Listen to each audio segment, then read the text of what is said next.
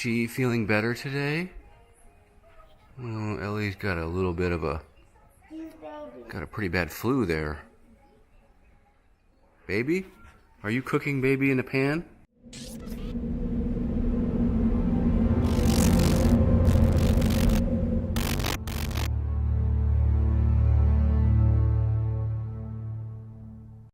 So guys, I'm out in the garage today, kind of getting some things squared away.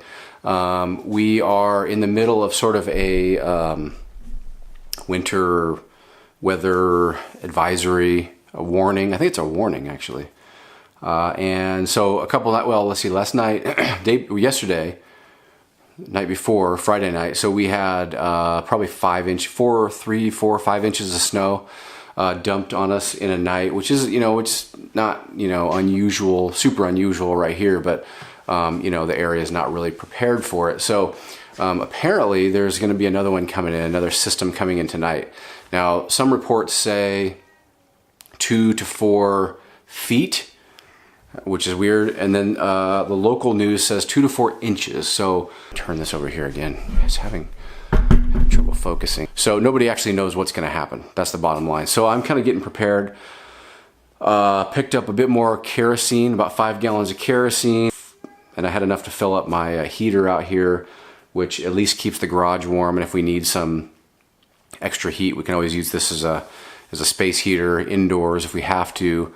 You know, I actually miss having a wood stove at the old place, and I didn't like it. There was a lot I didn't like about that house, but having that wood stove and the firewood out there, you always knew that even if, you know, something, you know, power outage or whatever went down, that you'd have heat. This place we have gas heat, so we have a gas fireplace which I can put 2 AA batteries in, and I can start that up if the power goes out. So I guess technically we have something, you know, at least to keep us warm. We can all camp out down by that if we had to. The water heater out here in the garage is fully gas powered, so we'll have warm water. That's nice. We didn't have that at the old house. So there's just kind of some differences. You know, this is kind of a, you know, a suburb, you know, kind of modern, you know, newer house. They are pretty efficient. But you still have to kind of make provisions for it. It's not as self-reliant as I don't think, as the place we once had.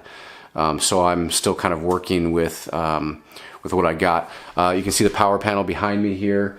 At some point, I'm going to put a transfer switch in there, and then I could probably run the main heater off of my small generator. So a lot of projects still I got to do on this place just to kind of get it dialed in. But, you know, like I said, I have a couple of chainsaws out here just in case a tree falls over. The power's been flickering sort of all day. Got some, you know, 5 gallons of gas, got a generator. We could always, you know, plug it into an appliance or two, kind of keep those going. Of course, we got the freezer out here. We could always power that up. That won't be a big deal. What else? Snow shovel. I mean, there's not a lot we can do.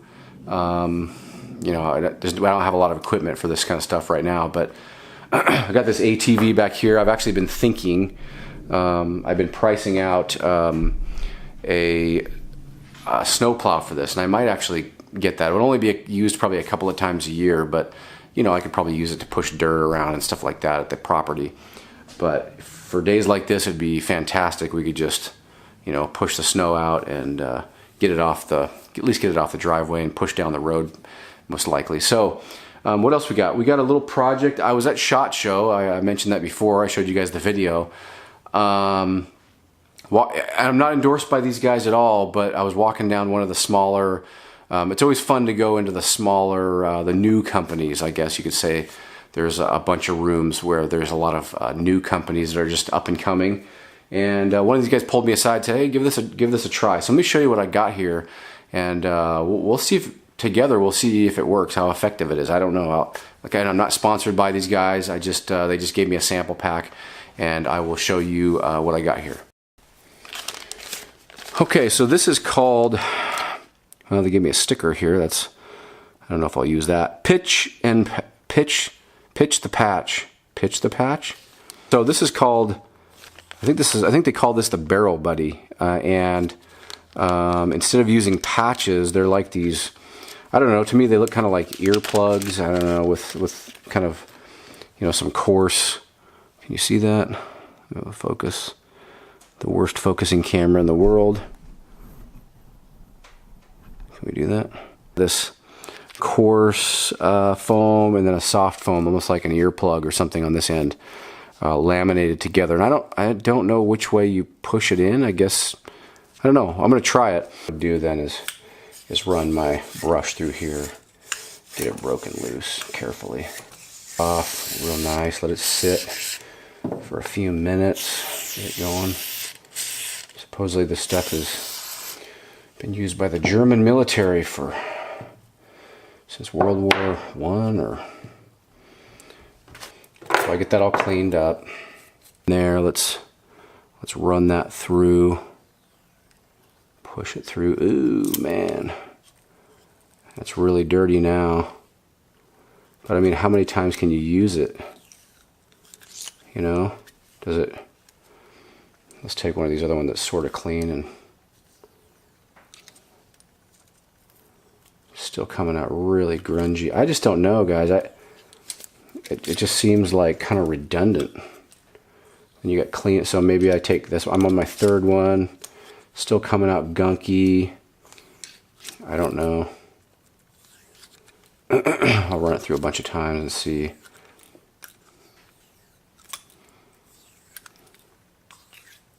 Seems weird. It's pretty dirty again. All right, let's put back on the normal patch system. Let's run this thing. See, it's just gunky. Those things don't really work that good. With these patches, you can kind of scrub them, and eventually, you'll run them and they'll be clean. It's good enough. Good enough for a Glock, I can tell you that. Alright. No go, guys. I don't like it. Barrel Buddy, Pitch the Patch, whatever this thing's called, kind of weird marketing. I don't get it. To me, I ran 3 of these things. They look kind of expensive. I don't know what they cost, but I can't get any scrubbing action on a barrel, which is what I kind of was afraid of. So with the patches, you can put some cleaner in there and then scrub it out until they're clean, and then you're done. And patches are cheap and they're readily available and all that. So I don't really know what the story on these things is, if there's something I'm missing. But basically, I dirtied up